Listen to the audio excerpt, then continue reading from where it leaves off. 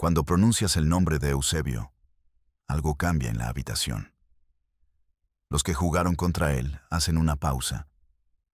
Respiran diferente. Sus ojos van a otro lugar, a un tiempo que ya no existe pero que se siente todavía. Y luego hablan. No con miedo, sino con algo más profundo. Con un respeto que no necesita explicación. Eusebio, Eusebio, Eusebio. Un nombre que no necesita apellido. Un nombre que, 50 años después, todavía provoca ese silencio particular antes de las palabras. Un defensa que lo marcó durante 3 temporadas en la Copa de Europa confesó esto. Cuando él recibía el balón de espaldas al arco, yo ya sabía que había perdido. No sabía cuándo ni cómo, pero sabía que había perdido. Esa reacción, ese miedo disfrazado de respeto, se repitió una y otra vez durante 2 décadas. Esta no es simplemente la historia de un hombre que marcó goles. Es la historia de lo que ocurría cuando las cámaras se apagaban. Lo que decían los rivales en los vestuarios, lo que susurraban los compañeros después de los entrenamientos, lo que confesaban los entrenadores cuando nadie grababa. Es la historia real de Eusebio da Silva Ferreira. La Pantera Negra. El Rey. El hombre que nació en Mozambique y se convirtió en el alma de Lisboa. Y lo que esa historia revela va mucho más allá de los números, más allá de los títulos, más allá de todo lo que aparece en los libros de historia del fútbol. Hay jugadores que dominan. Y hay jugadores que transforman. Eusebio fue de los segundos. Desde el primer día que pisó un campo de fútbol profesional en Portugal, todos sintieron que algo había cambiado para siempre. No era solo la velocidad, aunque esa velocidad era sobrehumana. No era solo el disparo, aunque ese disparo hacía temblar los postes. Era algo más difícil de describir. Era la certeza, cuando él tocaba el balón, de que algo extraordinario estaba a punto de suceder. Y esa certeza era compartida por 22 personas en el campo. Sus compañeros, sus rivales y él mismo. Esta es la historia que los futbolistas cuentan cuando les preguntan sobre Eusebio. Esta es la verdad que emerge después de décadas de silencio. Esta es la historia del hombre detrás de la leyenda. Hay un momento que muchos jugadores de aquella generación recuerdan con una claridad casi dolorosa. El primer día que vieron a Eusebio en un partido real. No en entrenamiento. No en una foto de periódico. En un campo de verdad, con el balón en los pies y una línea de defensas entre él y el arco. Un veterano central que enfrentó a Eusebio en sus primeras temporadas en el Benfica describió ese momento con palabras simples, pero devastadoras. Lo vi correr por primera vez y pensé que era imposible. Nadie se mueve así. Nadie acelera de esa manera. En 2 pasos ya estaba a 3 metros de donde había empezado. En 4 pasos era intocable. Ese asombro inicial nunca desapareció del todo, ni siquiera para los que lo enfrentaron durante años. Cada partido comenzaba con esa misma certeza inquietante. Este hombre es diferente. Los que jugaron contra Eusebio en esos primeros años hablaban de una sensación física, no solo mental. Su presencia en el campo era casi tangible. Un mediocampista que lo enfrentó en la Copa de Europa recordaba algo específico. Cuando él aceleraba, sentías el aire moverse diferente. No es una exageración. Su velocidad era tan real, tan brutal, que el espacio a su alrededor parecía comprimirse. Los defensas que se le acercaban llegaban demasiado tarde siempre. Siempre. Esa velocidad no era simplemente física. Era también mental. Eusebio leía el juego antes de que ocurriera. Veía los espacios que no existían todavía. Se movía hacia donde iba a estar el balón, no hacia donde estaba. Y esa combinación, velocidad de piernas más velocidad de pensamiento, era lo que hacía que enfrentarlo fuera una experiencia que los jugadores recordaban décadas después, con la misma intensidad del primer día. Había algo más que desconcertaba a sus rivales. Su físico. No era el más alto, no era el más corpulento. Pero cuando el balón llegaba a sus pies y él decidía girar hacia el arco, la potencia que emanaba de ese cuerpo relativamente compacto era difícil de comprender. Un portero que le encajó 3 goles en una sola tarde en Lisboa habló de sus disparos como si hablara de fuerzas naturales. El primer gol casi me rompe las manos. Bloqueé como pude, pero el impacto me tiró hacia atrás. No era un disparo de fútbol normal. Era como detener algo que no debería poder detenerse. Sus compañeros en el Benfica contaban que en los entrenamientos, cuando Eusebio disparaba al arco, los porteros del equipo a veces simplemente se hacían a un lado. No por cobardía, por puro instinto de supervivencia.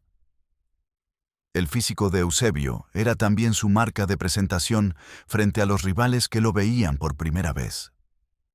Bajo y musculoso, con esas piernas que parecían resortes, con esos pulmones que nunca parecían cansarse.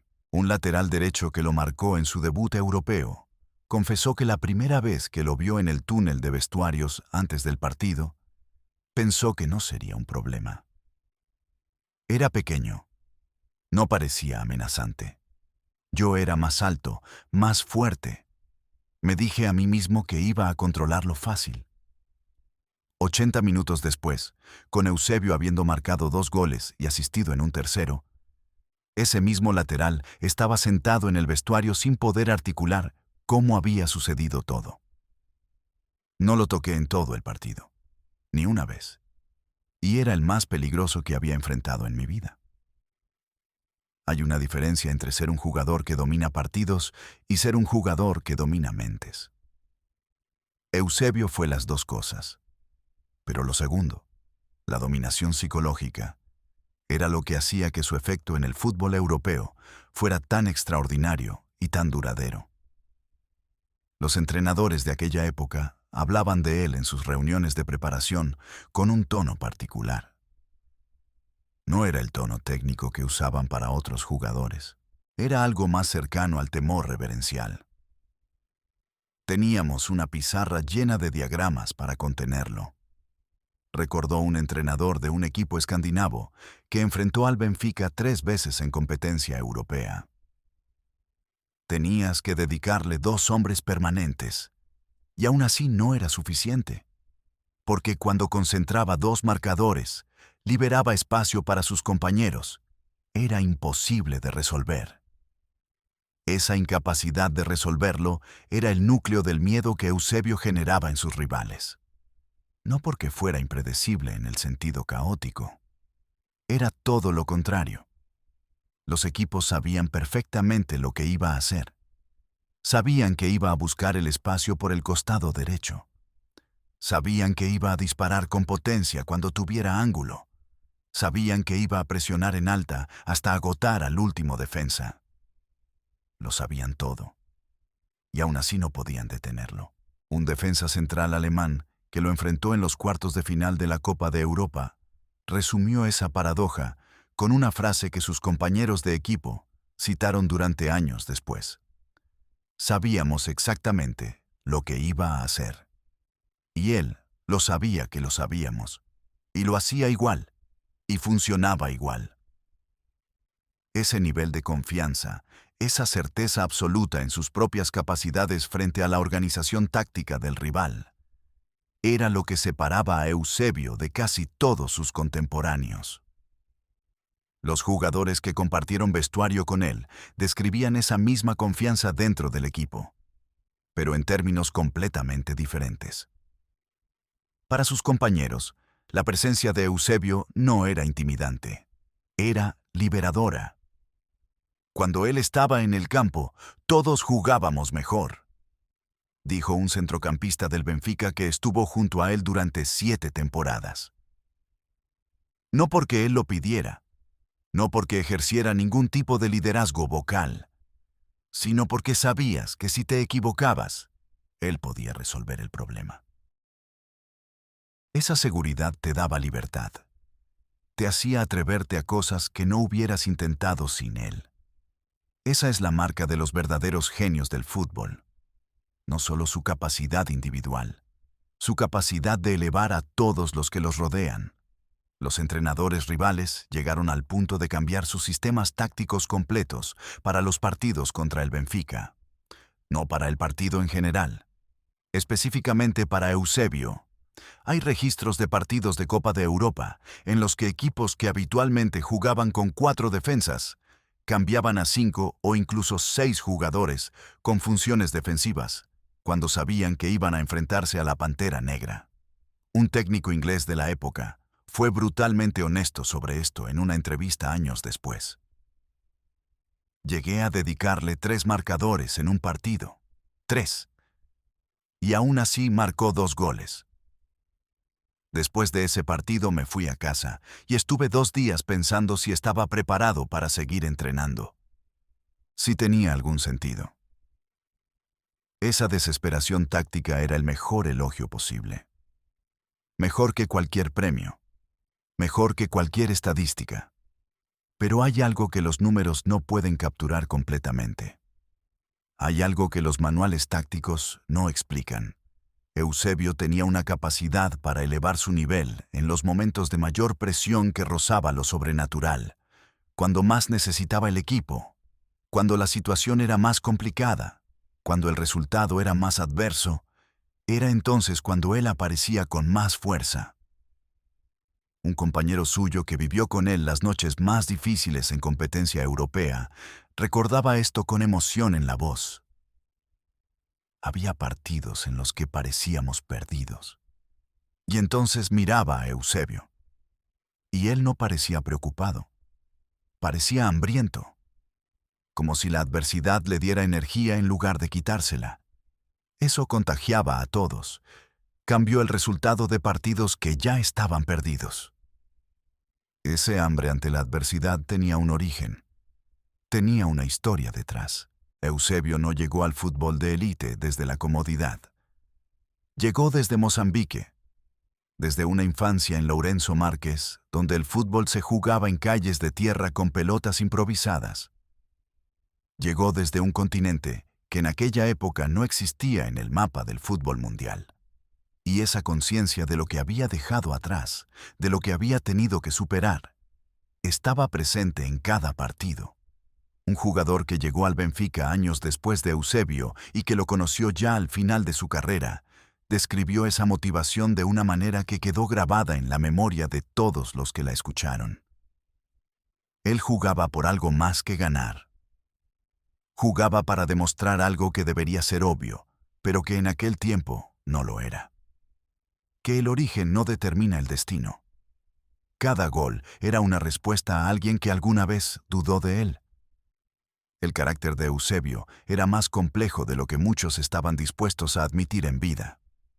Era un hombre de contradicciones, silencioso en el vestuario, explosivo en el campo, generoso con los jóvenes, exigente consigo mismo hasta límites que preocupaban a los que lo conocían. Había una disciplina en él que rayaba en la obsesión. Llegaba el primero a los entrenamientos, se quedaba el último. Cuando el resto del equipo ya había terminado, Eusebio seguía disparando al arco. Solo. Con la misma concentración que en un partido decisivo. Un preparador físico del Benfica que trabajó con él durante varios años, habló de esto con una mezcla de admiración y preocupación. Había días que yo tenía que pedirle que parara, que su cuerpo necesitaba descanso. Él me miraba como si no entendiera lo que le estaba diciendo. Para él, el descanso era el enemigo. Esa exigencia consigo mismo generaba, inevitablemente, tensiones. No todo era armonía alrededor de Eusebio. Había momentos en que esa perfección que él buscaba para sí mismo se convertía en una expectativa implícita hacia sus compañeros. Y no todos estaban a la altura. Ni siquiera los buenos jugadores podían siempre seguir el ritmo que él marcaba. Un mediocampista que compartió equipo con él durante 3 temporadas fue honesto sobre esto en una conversación privada que luego se hizo pública. Había días que Eusebio te miraba en el vestuario después de un mal partido y no decía nada. No hacía falta. Esa mirada era suficiente. Todos sabíamos que no había dado lo mejor. Y esa mirada era más dura que cualquier bronca del entrenador. Esa exigencia silenciosa no creaba enemigos, pero sí creaba presión. Una presión que algunos jugadores describían como motivadora y otros como agotadora. Las relaciones con los entrenadores eran igualmente complejas. Eusebio respetaba la autoridad táctica, pero había momentos en que su instinto superaba cualquier instrucción previa. Hubo partidos en que ignoró completamente el plan de juego cuando sintió que el juego le estaba pidiendo otra cosa. Y la mayoría de las veces tenía razón. Un entrenador del Benfica que dirigió al equipo durante varias temporadas describió la situación con una honestidad que lo honra. Con Eusebio no podías enfadarte por saltarse la táctica, porque generalmente funcionaba. Y eso te ponía en una posición imposible como entrenador. Si lo regañas, pierdes a tu mejor jugador. Si no lo haces, pierdes autoridad sobre el resto del equipo. Era un problema de lujo, pero era un problema real. Esa tensión entre genio individual y estructura colectiva definió muchos momentos de su carrera. Y en ese equilibrio delicado, el Benfica encontró su identidad. Había también un aspecto de su carácter que muy pocas personas conocieron. Eusebio podía ser extraordinariamente introvertido.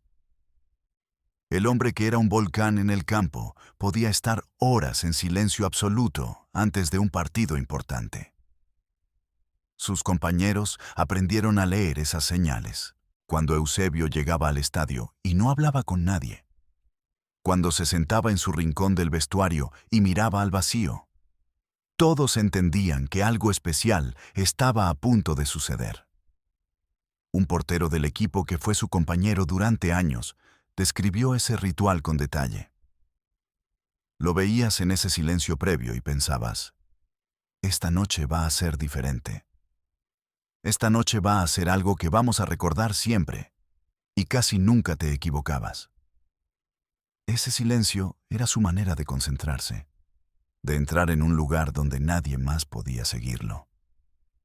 Hubo noches que definieron épocas. Hubo partidos que no se recuerdan solo como resultados, sino como eventos históricos. Y en varios de esos eventos, Eusebio fue el protagonista absoluto. La final de la Copa de Europa de 1962 contra el Real Madrid en Ámsterdam es uno de esos momentos. El Real Madrid llegaba invicto en la competición desde hacía 6 años. 5 títulos consecutivos. Un equipo que parecía imbatible. Un equipo que tenía a Di Stéfano, a Puskás, a Gento. Un equipo que todo el mundo daba por ganador antes de que empezara el partido. Pero esa noche, Eusebio estaba en el campo. Y eso cambiaba todos los cálculos. Un jugador del Real Madrid que estuvo en esa final habló de la presión que sentían cuando el Benfica empató y luego pasó al frente. Cuando Eusebio marcó ese segundo gol, en el vestuario a la media parte había un silencio que nunca había experimentado. Todos sabíamos que algo se había roto, que ya no éramos invencibles. El Benfica ganó 5-3 esa noche. Y Eusebio fue el centro de todo. No solo por los goles, por la manera en que llevó al equipo a través de los momentos de dudas, por la manera en que aceleró cuando otros habrían desacelerado, por la manera en que en el momento de mayor tensión, cuando el Real Madrid amenazaba con empatar, él fue quien apareció para romper definitivamente el partido. Un periodista español que cubrió esa final escribió al día siguiente algo que sus colegas citarían durante décadas. Ámsterdam vio anoche a un jugador que no pertenece a ningún país. Pertenece al fútbol. Simplemente al fútbol. Esa frase capturaba algo real. algo que iba más allá de la estadística. La manera en que Eusebio jugaba trascendía fronteras, idiomas, colores de camiseta. 4 años después, llegó el Mundial de 1966 en Inglaterra. Y si la final de 1962 había establecido a Eusebio como una figura continental, el Mundial de 1966 lo catapultó a la dimensión global. Portugal llegaba a la competición sin ser considerado favorito. Nadie esperaba que fuera lejos. Y en los primeros partidos, las cosas parecían confirmar esas expectativas modestas. Pero entonces llegaron los cuartos de final contra Corea del Norte. Y lo que pasó esa tarde en Goodison Park en Liverpool se convirtió en una de las historias más extraordinarias de la historia de los mundiales. Portugal perdía 0-3 en el primer tiempo, 3-0. Parecía imposible. Un jugador que estuvo en el banco esa tarde describió el vestuario en el descanso. Nadie hablaba. El entrenador dio algunas instrucciones, pero nadie las escuchaba de verdad. Todos mirábamos a Eusebio. Y él estaba serio, pero no estaba derrotado. Había una diferencia enorme entre esas dos cosas. Lo que Eusebio hizo en la segunda mitad de ese partido pasó a los libros de historia. 4 goles. 4 goles en 45 minutos para remontar lo que parecía imposible. Pero más allá de los goles, había algo en la manera en que los marcó que lo convertía en algo especial. No eran goles oportunistas. Eran goles de autoridad, de voluntad, de negativa absoluta a aceptar la derrota. Un defensa coreano que jugó ese partido habló de la experiencia décadas después, con el respeto genuino de alguien que presenció algo que lo marcó para siempre. Nunca vi a nadie decidir ganar un partido de esa manera. No fue suerte, no fue casualidad, fue decisión. Él decidió que no iba a perder, y fue suficiente. Portugal ganó 5-3, y Eusebio salió del campo con los ojos llenos de lágrimas. No de alegría, de alivio, de gratitud, de algo que iba más allá de cualquier término deportivo. En esa misma Copa del Mundo, Portugal llegó a las semifinales contra Inglaterra, el equipo local. Wembley estaba lleno. La presión era total. Inglaterra ganó 2-1, y Eusebio, que marcó de penalti, fue visto llorando al final del partido. Esas lágrimas dieron la vuelta al mundo. Un fotógrafo inglés que captó esa imagen la describió muchos años después como la más importante de su carrera. Había ganadores que lloraban y perdedores que sonreían. Pero esas lágrimas de Eusebio eran distintas. Eran las lágrimas de alguien que lo había dado absolutamente todo y que no había sido suficiente. No había vergüenza en ese llanto. Había una grandeza que me golpeó directamente en el corazón. Esa imagen de Eusebio llorando en Wembley fue, paradójicamente, una de las imágenes más poderosas de su grandeza. La grandeza de alguien que siente el fútbol con una intensidad que no puede ocultarse. Terminó ese mundial como máximo goleador con 9 goles. En una Copa del Mundo en la que participaban equipos de todo el mundo. En un torneo donde ningún europeo lo había dominado de esa manera. Y al final del torneo, cuando los periodistas de toda Europa hacían sus balances, el nombre que aparecía más repetido no era el de ningún inglés, aunque Inglaterra había ganado. Era el de Eusebio.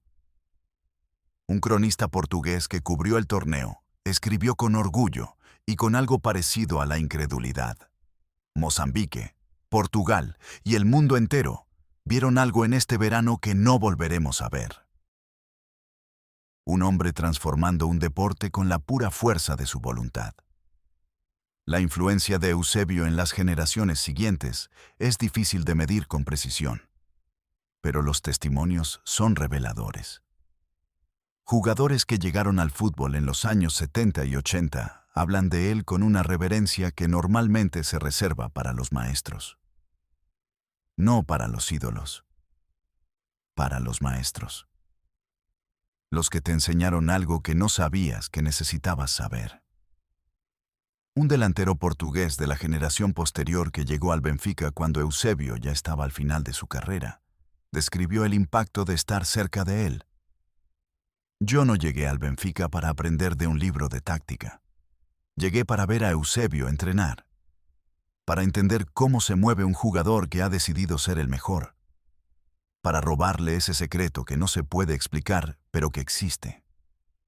Y lo que esos jugadores más jóvenes robaban era precisamente eso. No técnica, no velocidad. Esas cosas son personales. Lo que robaban era una manera de entender el fútbol, una filosofía. La idea de que el talento sin trabajo es nada. La idea de que el trabajo sin hambre es automático. La idea de que la grandeza requiere las tres cosas a la vez: talento, trabajo y hambre. Un jugador de la generación de los 80 que creció viendo a Eusebio lo explicó así en una entrevista que hizo referencia años después. Él nos enseñó que el físico no es el límite, que la mente es el límite, y que si tienes suficiente voluntad, el límite puede moverse. Eso es lo que cambió en el fútbol portugués después de Eusebio. La manera en que los jugadores se permitían creer en sí mismos. El legado técnico de Eusebio en el fútbol es específico y reconocible. Fue uno de los primeros delanteros modernos en usar sistemáticamente ambas piernas con efectividad. No era un matiz, era un arma táctica real. Los defensas no podían anticipar hacia qué lado iba a disparar. Tenían que cubrirlo a ambos lados simultáneamente, lo cual era físicamente imposible hacer bien. Un entrenador que analizó en detalle su manera de jugar décadas después, desde una perspectiva técnica, fue específico sobre esto. Lo que hizo Eusebio con el uso de ambas piernas no era algo que se hubiera sistematizado antes de él. Otros jugadores tenían pierna mala que usaban en emergencia. Él tenía dos piernas buenas que usaba estratégicamente. Eso cambió la manera en que los entrenadores pensaban la formación de delanteros para siempre. También fue pionero en el uso del cuerpo para proteger el balón en espacios reducidos. En una época en que el fútbol era más directo, más físico y menos sofisticado técnicamente, Eusebio desarrolló una manera de recibir el balón de espaldas al arco y girar que ponía a los defensas en posiciones imposibles. No era una técnica que hubiera aprendido de un manual. Era algo que había desarrollado en los campos de tierra de Mozambique, donde el espacio era limitado y había que crear el propio espacio con el cuerpo. Un analista que estudió sus movimientos en archivos de video fue contundente. Lo que Eusebio hacía con el cuerpo para crear espacio era 20 años adelantado a su tiempo. Si lo trasplantaras al fútbol moderno, encajaría perfectamente. Eso es lo que distingue a los verdaderos innovadores de los buenos jugadores. Había momentos, después de los grandes partidos, cuando Eusebio se convertía en otro hombre. La intensidad del campo desaparecía. La concentración feroz se disolvía y aparecía algo diferente, algo más suave, más humano. Sus compañeros más cercanos guardaban esas imágenes con la misma intensidad que guardaban los recuerdos de sus mejores goles. Un jugador que compartió vestuario y también largas horas en los desplazamientos con el equipo, describía a Eusebio fuera del campo con evidente afecto. Era tímido, eso que poca gente sabe. El hombre que paralizaba defensas con su mirada en el campo. Fuera del campo podía ponerse rojo si alguien lo halagaba demasiado directamente. Había algo en él que nunca asumió la fama como algo normal. Esa incomodidad con la fama tenía consecuencias prácticas. Eusebio nunca buscó el protagonismo fuera del campo. Nunca fue el tipo que acaparaba conversaciones en los banquetes oficiales. Nunca fue el tipo que llegaba tarde para llamar la atención. Sus compañeros contaban que después de los partidos grandes, cuando el vestuario era una explosión de alegría, Él solía sentarse en su rincón y quitarse los tapones de los botines muy despacio, como si necesitara ese ritual privado para volver de donde había estado. Un masajista del equipo que pasó años con él recordaba esas escenas. Después de los mejores partidos, los partidos en que había sido increíble, él no celebraba ruidosamente. Se sentaba solo durante unos minutos, y cuando alguien se le acercaba y le decía que había sido extraordinario, él levantaba los hombros y decía, «Podría haber hecho más». Siempre creía que podría haber hecho más. Esa insatisfacción permanente era también la fuente de su grandeza. Un psicólogo del deporte que estudió las características de los grandes campeones describió ese patrón en términos científicos. La incapacidad de sentir satisfacción completa es paradójica. Destruye la posibilidad de un descanso mental genuino. Pero al mismo tiempo, es el motor más poderoso que existe para la mejora continua. Los grandes atletas que duran décadas en la élite casi siempre tienen esta característica. Eusebio la tenía en grado extremo. Esa combinación de talento natural y hambre permanente explica por qué siguió siendo relevante durante tanto tiempo. ¿Por qué no fue una estrella fugaz, sino una presencia constante durante casi 2 décadas en el más alto nivel del fútbol europeo? Había una historia particular que sus compañeros contaban con frecuencia cuando querían mostrar quién era realmente Eusebio fuera de las estadísticas. Ocurrió en un entrenamiento de mediados de semana. Sin público, sin cámaras, sin nada en juego. Un joven que acababa de llegar al primer equipo del Benfica estaba fallando repetidamente una situación de tiro que le pedía el entrenador. El chico estaba visiblemente frustrado, casi avergonzado. El entrenamiento continuó y nadie dijo nada. Pero al final, cuando todos se fueron, Eusebio se quedó con ese joven. Durante 40 minutos, le fue mostrando cómo posicionaba el pie, cómo elegía el ángulo, cómo controlaba la fuerza. Sin palabras de consuelo, sin discursos de motivación, solo trabajo, solo el lenguaje que Eusebio entendía mejor que ninguno. Un compañero que presenció eso desde lejos y no interfirió, lo contó años después. Ese día entendí que Eusebio no era solo un gran jugador. Era alguien que entendía la responsabilidad que viene con ser grande, la obligación de dar lo que tienes a los que vienen después. Esa responsabilidad fue una constante en su manera de relacionarse con los jóvenes a lo largo de toda su carrera. Los jugadores de las categorías inferiores del Benfica hablaban de encuentros breves con él en los pasillos del estadio que se quedaban grabados para siempre. Un simple gesto de reconocimiento. Un par de palabras sobre el partido de la semana anterior. La sensación de ser visto por alguien que podía haberse limitado a ignorar a quien todavía no era nadie. Me dijo que tenía buen primer toque. Recordó un jugador que estuvo en las categorías inferiores a finales de los 60. Solo eso. 4 palabras. Pero viniendo de él, esas 4 palabras valían más que cualquier medalla que yo hubiera ganado hasta entonces. Me cambió la percepción de lo que era posible para mí. Su relación con Portugal, el país que lo adoptó siendo mozambiqueño, tuvo también sus capas de complejidad. Eusebio llegó a Lisboa en 1960, cuando Mozambique todavía era colonia portuguesa. Llegó como un joven de 18 años que hablaba el idioma pero que venía de un mundo muy diferente. Y se encontró con una ciudad que lo recibió con fascinación, pero que también lo observaba con las categorías raciales de la época. Sus compañeros de los primeros años hablaban de ese contexto con una honestidad que respetan su memoria al reconocer la complejidad de la realidad. No era fácil para él al principio. No porque la gente fuera hostil abiertamente, sino porque nadie sabía cómo tratarlo. Era diferente a todo lo que habían visto. Y los seres humanos, cuando algo es diferente, A veces necesitan tiempo para entender que diferente no significa menos. Eusebio respondió a esa incomodidad de la única manera que conocía.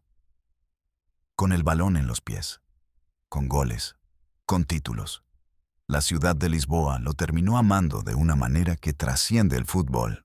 Lo amó como se ama a alguien que es de la familia, una familia que quizás tardó demasiado en reconocerlo plenamente, pero que al final lo hizo sin reservas. Un periodista lisboeta que cubrió su carrera durante años describió ese arco emocional. Al principio, cuando hablabas con la gente en Lisboa sobre Eusebio, había un orgullo pero también una distancia. Era el chico de Mozambique que jugaba bien. Con los años, esa distancia desapareció. Se convirtió simplemente en el nuestro, en el mejor que había tenido este club, en el mejor que había tenido este país. Y esa transformación en el corazón de la ciudad fue tan real como cualquier gol que él haya marcado. La relación entre Eusebio y África, con el continente que lo vio nacer, tampoco era simple. Había una tensión entre su identidad mozambiqueña y su vida portuguesa que él nunca resolvió completamente, porque no necesitaba resolverla. Era las dos cosas. Era de allá y era de aquí. Y esa multiplicidad era parte de lo que hacía que su figura resonara en todo el mundo. En América Latina, particularmente, la historia de Eusebio tenía un eco especial. Era la historia de alguien que había cruzado un océano y había triunfado en tierra ajena. Esa es una historia que resuena profundamente en culturas que conocen el desplazamiento, la adaptación y la búsqueda de un lugar en el mundo. Un futbolista uruguayo que jugó contra él en un torneo internacional resumió eso con una sencillez que contenía toda la emoción necesaria. Para nosotros, en Sudamérica, Eusebio era la prueba de que el origen no te define, que puedes venir de cualquier parte y ser el mejor. Eso, en los años 60, era un mensaje que necesitábamos escuchar. El final de su carrera activa fue, como el de casi todos los grandes, más difícil de lo que la leyenda suele reconocer. Las lesiones llegaron. Las rodillas que habían cargado esa velocidad sobrehumana durante 2 décadas empezaron a cobrar el precio.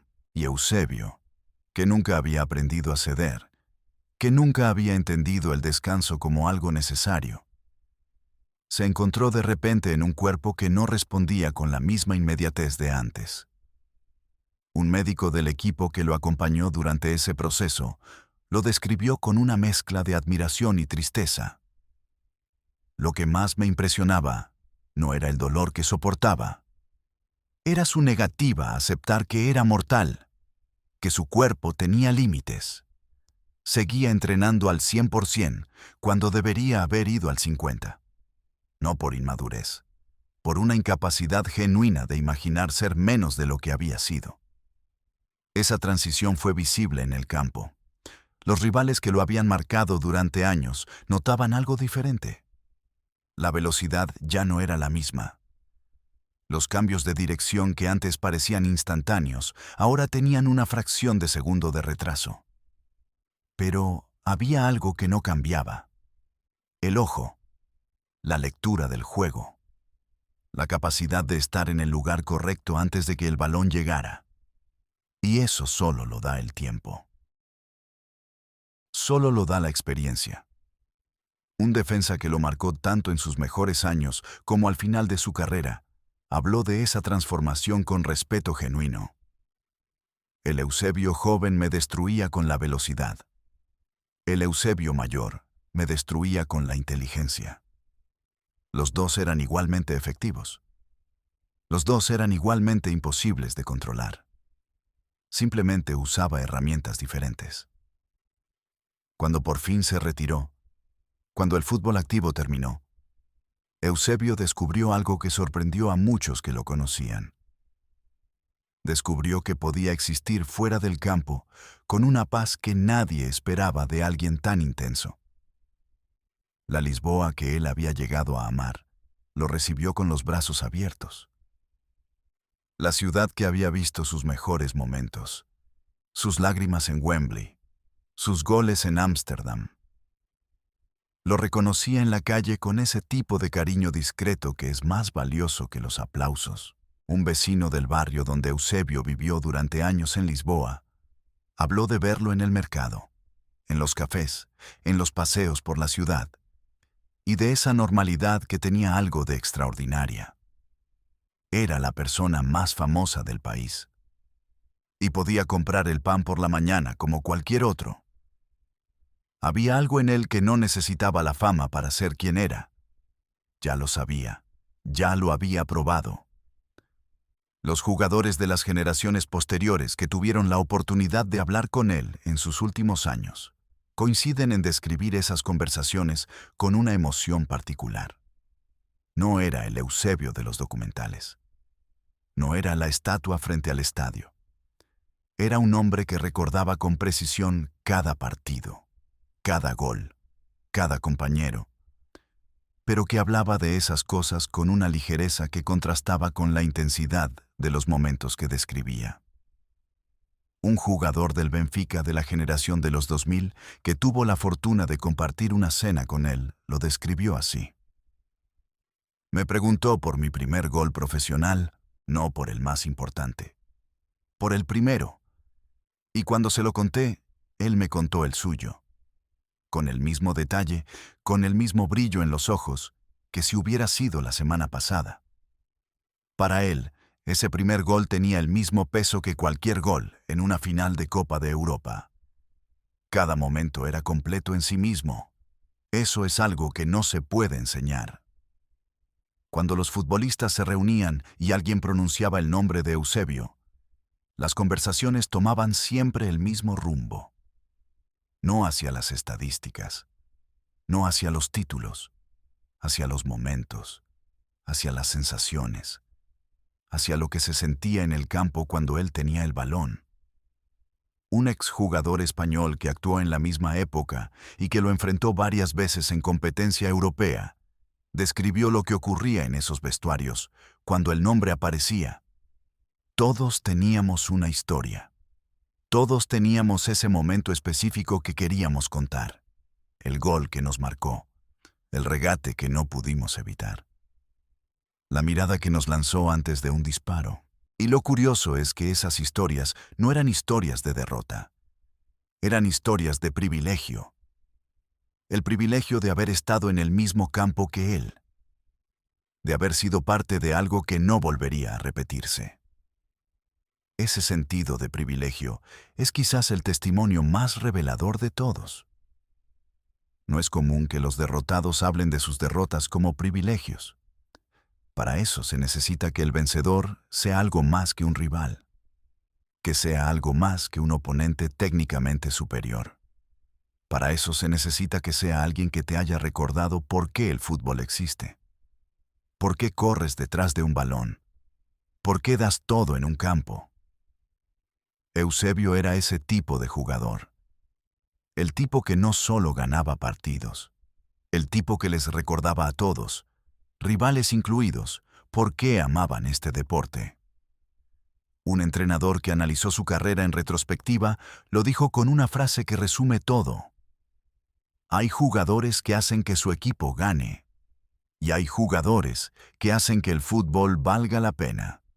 Eusebio fue las dos cosas. Pero sobre todo fue lo segundo. Y cuando los futbolistas recuerdan a Eusebio, no recuerdan solo los números. No recuerdan solo los 9 goles en el Mundial de 1966, los 473 goles con el Benfica, el Balón de Oro de 1965, la Copa de Europa de 1962. Recuerdan el aire moviéndose diferente cuando aceleraba. Recuerdan el sonido específico del cuero contra su pie derecho antes de un disparo. Recuerdan los ojos antes de que arrancara hacia el arco. Esos ojos que ya habían decidido todo antes de que el cuerpo se pusiera en movimiento. Recuerdan el silencio en el vestuario cuando se sabía que ibas a enfrentarlo. Recuerdan las lágrimas en Wembley y la calma después de la tormenta en Ámsterdam. Recuerdan al hombre tímido que se ruborizaba con los elogios y al depredador que no aceptaba la derrota. Y cuando juntan todo eso, cuando cierran los ojos y lo ven correr por ese campo de Lisboa bajo las luces del estadio, lo que sienten no es nostalgia. Es algo más cercano a la gratitud. La gratitud de haber existido en el mismo tiempo que él. De haber sido testigos de algo que no tiene nombre en ningún idioma, pero que todos los que lo vivieron reconocen inmediatamente. Esa sensación que deja Eusebio, esa marca que no se va, que no se irá nunca.